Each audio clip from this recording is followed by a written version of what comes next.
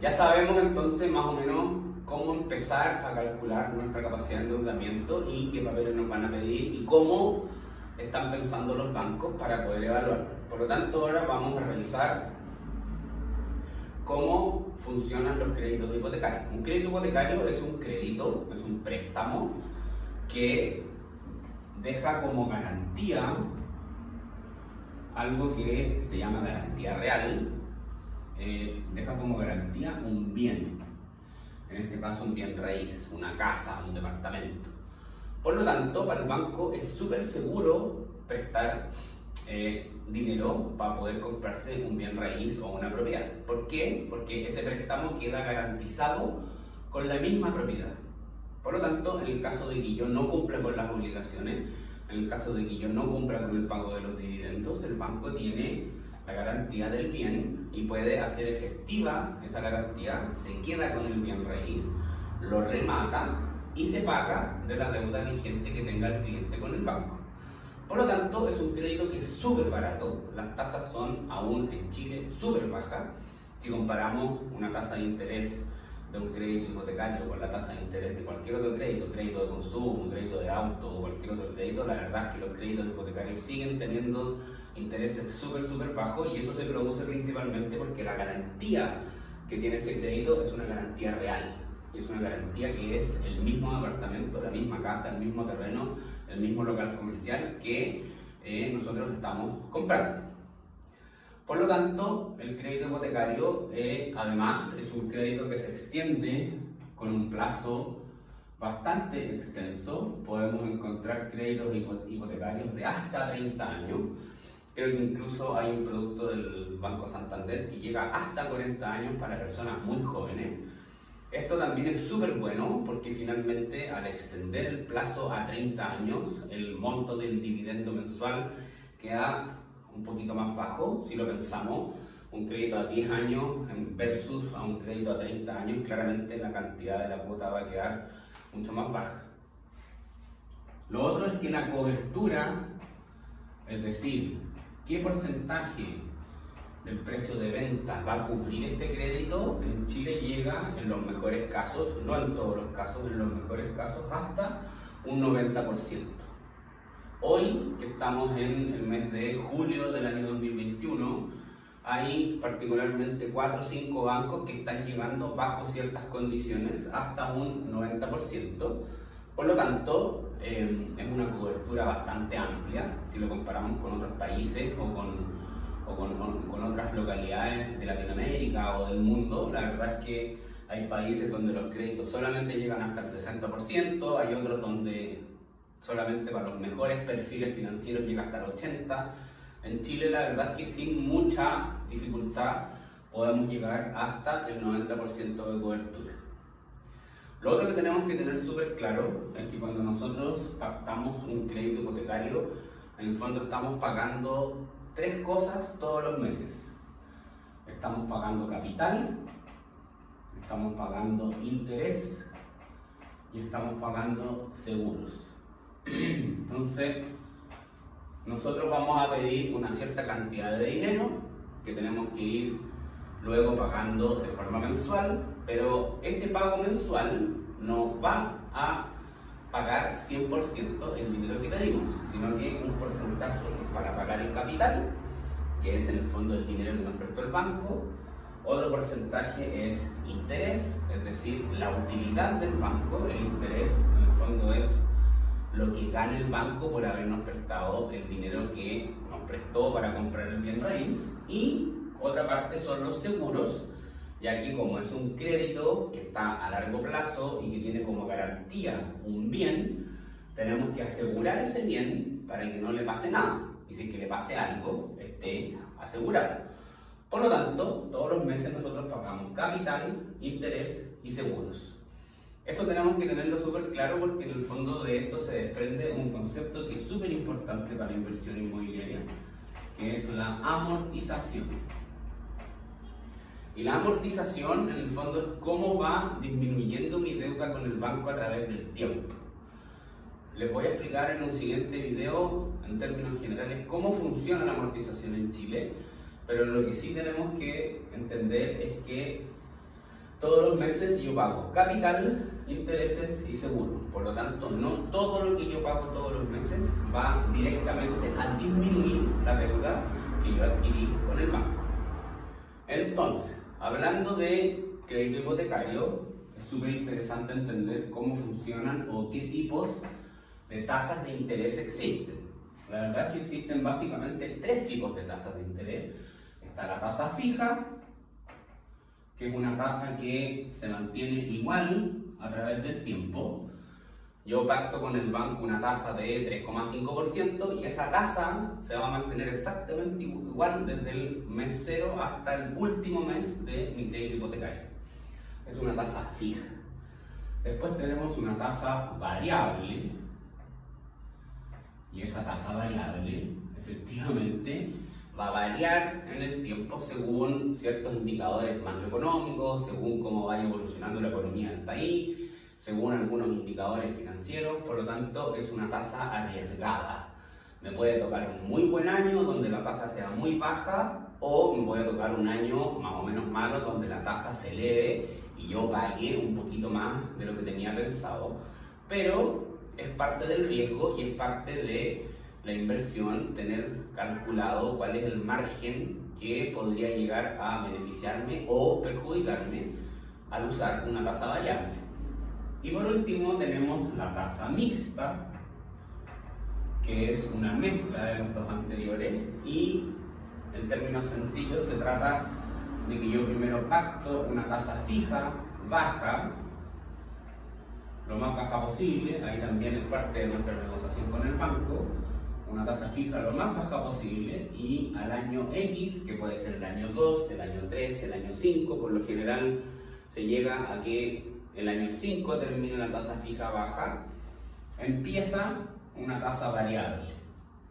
Y esa tasa puede aumentar, disminuir, mantenerse, variar según los indicadores económicos y macroeconómicos. Cada una de estas tasas responde a diferentes escenarios y no hay una mejor que otra. Si yo soy un inversionista más bien conservador, que no me interesa interactuar mucho con la inversión, sino que simplemente me quiero comprar 1 o 2 o 3 bienes raíces, dejarlos ahí, que se arrienden constantemente y que con el arriendo yo pague mi dividendo y con eso yo estoy súper tranquilo, claramente me conviene una tasa fija porque yo voy a tener el escenario súper controlado. Si yo soy una persona mucho más arriesgada y quiero estar metido y quiero andar evaluando cómo fluctúan los indicadores financieros, cómo subió la tasa del Banco Central, cómo está la variación del IPC, etcétera, etcétera, y también quiero ir cambiándome de banco, refinanciando, buscando las tasas más altas o las tasas más bajas, me voy a embarcar seguramente en una tasa variable. ¿Por qué? Por mi trabajo de buscar y de leer el mercado puedo obtener mejores tasas de interés en el transcurso del tiempo. Y si yo soy un inversionista inmobiliario activo, la tasa que yo personalmente más recomiendo es la tasa mixta, ya que la estrategia finalmente se trata de pactar una tasa fija lo más baja posible durante los primeros 5 años y después decirle al banco, después del 5.º año vamos con la variable, y ahí el banco en el fondo recuperaría un poco lo que perdió o lo que dejó de ganar los primeros 5 años al otorgarme una tasa fija baja, y efectivamente al año 5 yo salgo a buscar una mejor condición en otro banco, o voy a mi mismo banco y le digo, ¿sabes qué? Yo quiero refinanciar este crédito, o como les dije al principio, me voy a otro banco y repacto las condiciones y vuelvo a pedir una tasa mixta, o si encuentro una tasa fija atractiva que se acerque a esta tasa fija muy baja que me conseguí por haber pedido una tasa mixta, voy y me cambio. Finalmente la tasa mixta es para asegurarme los primeros 5 años con una tasa muy baja, cosa de pagar muy poco interés, y al año 5 o al año X, cuando cambia de tasa fija a tasa variable, yo tengo que activamente salir al mercado, cotizar, ver qué banco me ofrece mejores condiciones y hacer el refinanciamiento o el cambio de banco para obtener siempre la mejor tasa de interés que me beneficie sin duda y que le entregue mejores indicadores y mejor rendimiento a mi inversión y a mi retorno por inversión en bienes raíces. Bueno, ahora les quiero explicar cómo funciona la amortización en Chile. La verdad es que nosotros en Chile usamos el sistema francés. Hay países que usan el sistema inglés y hay otros sistemas que existen en el fondo esto es matemática financiera para calcular cómo funciona el interés a través del tiempo. En Chile nosotros usamos el modelo francés que en el fondo tiene una curva que es más o menos así. No soy muy bueno para el dibujo, pero finalmente este es cuánto interés yo voy a pagar en el tiempo y esto es cuánto capital yo voy a pagar. Entonces, como es una curva, yo en el mes 0 o en las primeras cuotas voy a pagar mucho interés, es decir, la mayor parte de mi dividendo mensual va a ser interés, es decir, se lo va a llevar el banco porque es su utilidad y el capital va a ser muy bajo. Es decir, yo efectivamente voy a estar amortizando al principio, los primeros dividendos, voy a estar amortizando muy poco y voy a estar pagando mucho interés. En la mitad del crédito, si lo ponemos que esto es a 30 años, en el año 15, yo voy a estar pagando una igual cantidad de capital y de interés y hacia el final del crédito, hacia los últimos años, hacia las últimas cuotas, hacia los últimos dividendos, yo voy a estar pagando mucho capital y muy poco interés.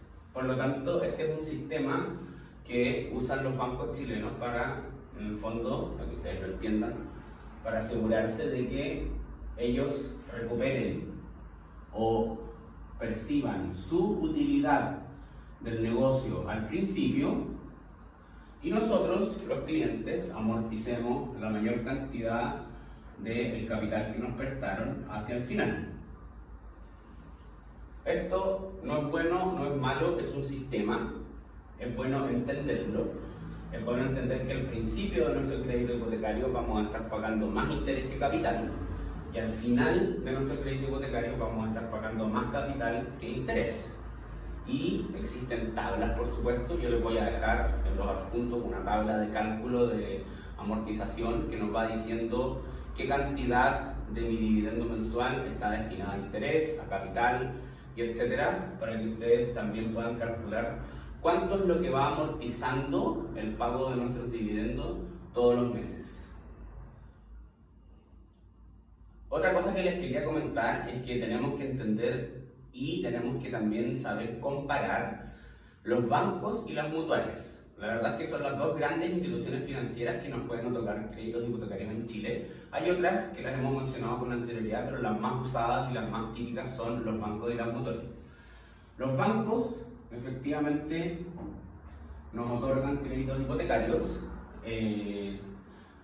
con un tope, según el perfil del cliente y según el análisis, con un tope máximo en el mejor escenario de 30 años.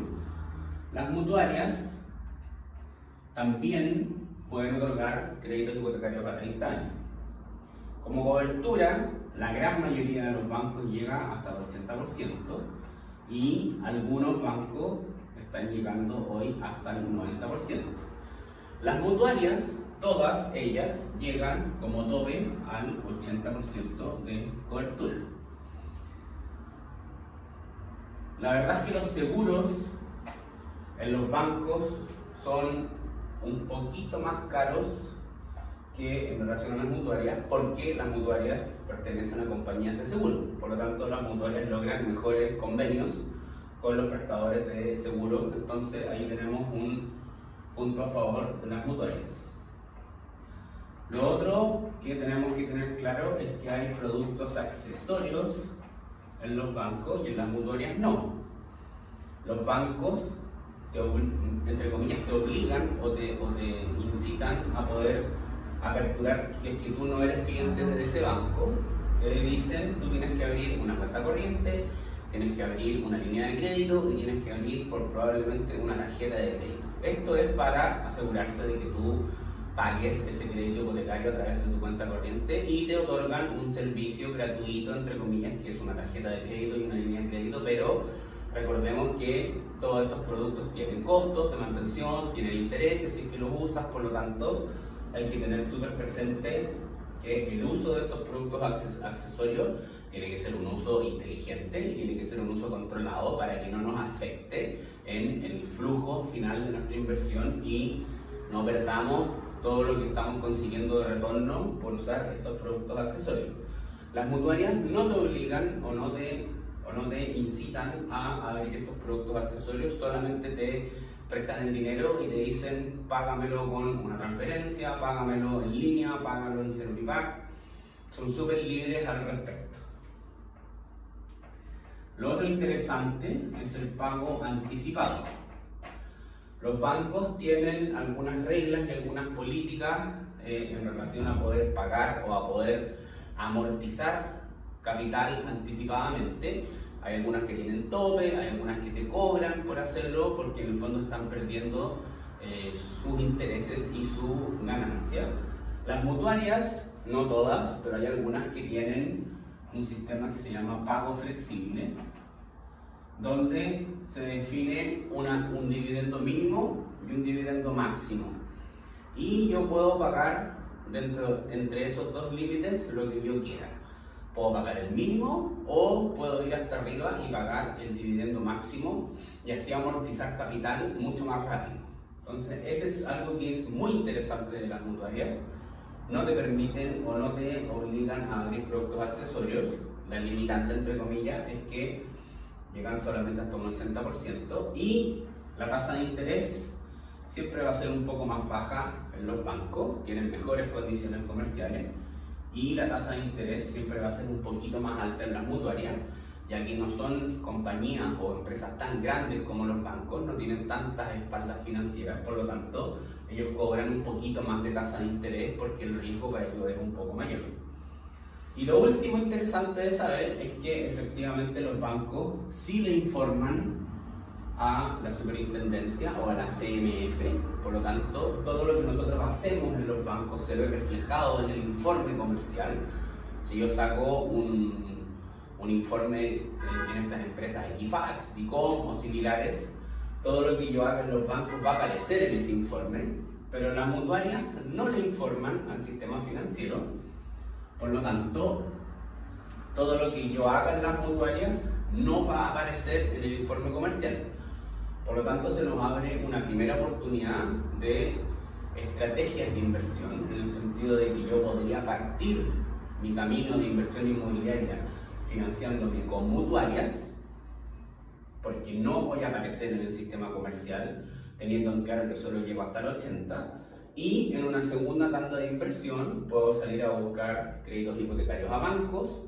Mi capacidad de crédito va a estar expresada al máximo, porque acuérdense que los bancos evalúan las deudas que yo tengo y como la deuda que yo tengo en mutuaria no va a aparecer en el informe comercial, los bancos van a decir, ok, esta persona no tiene deudas en rigor y formalmente, por lo tanto van a expresar mi capacidad de endeudamiento al máximo y yo voy a poder pedir créditos hipotecarios con muy buenas condiciones en mi segunda tanda de inversión. Otro camino es que si yo ya saqué un crédito hipotecario en banco, lo puedo refinanciar y lo puedo cambiar a una mutuaria para, entre comillas, esconder esa deuda. No se trata de esconder, pero en el fondo la estoy trasladando desde un sistema que sí le informa al sistema financiero a un sistema donde no le informa al sistema financiero. Voy a estar pagando una tasa un poquito más alta probablemente, pero mi capacidad de endeudamiento y mi capacidad de crédito va a volver a ser el 100%, el máximo. Por lo tanto, si yo muevo mi crédito hipotecario desde un banco a una mutuaria, hago que esa deuda desaparece, mi capacidad de endeudamiento vuelve a estar expresada al máximo, al 100%, y puedo salir nuevamente a pedir nuevos créditos hipotecarios para comprarme más unidades y para poder hacer crecer mi portafolio de inversiones y mi patrimonio a mediano y largo plazo.